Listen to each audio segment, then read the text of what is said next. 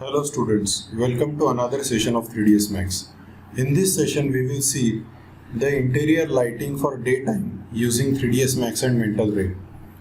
Now for creating interior lights, realistic interior lights, there are many aspects you should consider. The first aspect is whatever file you are creating should be of the real world size. That means if you are creating a room, that has to be of the real world size. Now for that, let us see the unit setup first. Click on customize and go to unit setup. Once you go to the unit setup, you can set the units into metric, that means meters, centimeter, millimeter, or US standard, that is feet inches, fractional feet inches and decimal feet inches. You can also have your own custom unit. Let's set it to metric and click on OK. Now go to channel box, command panel and click on box. Click and drag for the box. For example, this is our room. You can see the length is 4 meters, width is 2 meters and height is 1 meter. You can change it accordingly to match it with the real world. Now go to modify, click on the modifier list and apply edit poly modifier. Go to the polygon level, select a polygon, and in edit poly itself there is an option of inset. Click on inset sub option and give a small inset amount, and directly you can delete it to make a wafer window. Come back to the object level and let's apply shell modifier to give thickness to the walls, so that we don't need to apply two-sided material.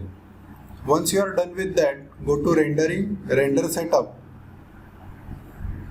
It will open the render setup window. Select NVIDIA Mental Ray renderer. Then go to create lights, daylight system. As soon as you click on daylight system, it will ask you to apply photographic exposure control. Click on yes. Click and drag for the compass, release and drag for the sun position. This is called as daylight assembly head. Go to modify, keeping daylight assembly head selected. Under sunlight, select MR sun. Under skylight, select MR sky. Again it will pop a message that you should apply MR physical sky environment map. That means when you render, in the background it should have the Mental Ray physical sky environment map. Whatever you see in the background is called as environment map. So would you like this to be done automatically? Click on yes. Now that map is applied. Under the same option you can click on setup, date time location setup, and you can set the date, time and even north direction as well. Adjust it in such a way that the light is coming from the window inside the room. This indicates the light direction. Now go inside the room, navigate inside the room.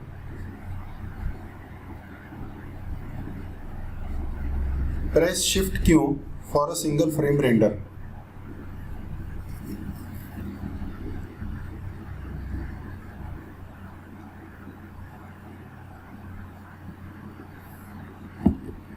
Now to make this more realistic, press Escape to come out of the render.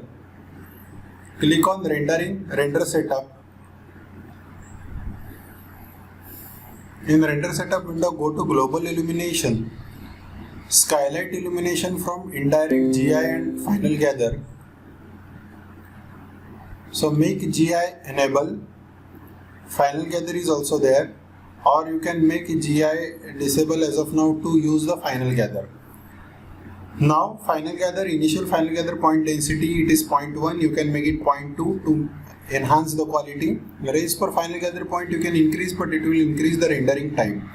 Interpolation you have to increase for 30, you can set it to 300. It will have a smooth effect. Bounce you can increase a little bit. Noise filtering should be extreme high. You can also use fall off to spread the indirect light evenly inside the room, but that we will see little bit later. Now once you are done with this, go to rendering and environment or exposure control. We have already set it to MR photographic exposure control. Under preset, select indoor daylight. Accordingly, the exposure value will be adjusted, and have one more render.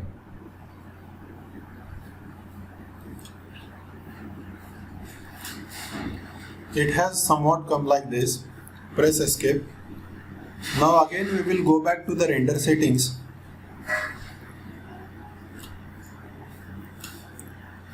And click on use fall off. Before that, go to customize unit setup. Let's set the units to generic units. And now I will set the fall off start to 10 and fall off end to 1000. Basically, this distance is calculated with the diagonals. Divided by 10 is the fall off start, and diagonal distance of the room into 10 is the fall off stop. Have one more render. And you can see that the indirect light is being evenly distributed throughout the room, creating far more realistic environmental light.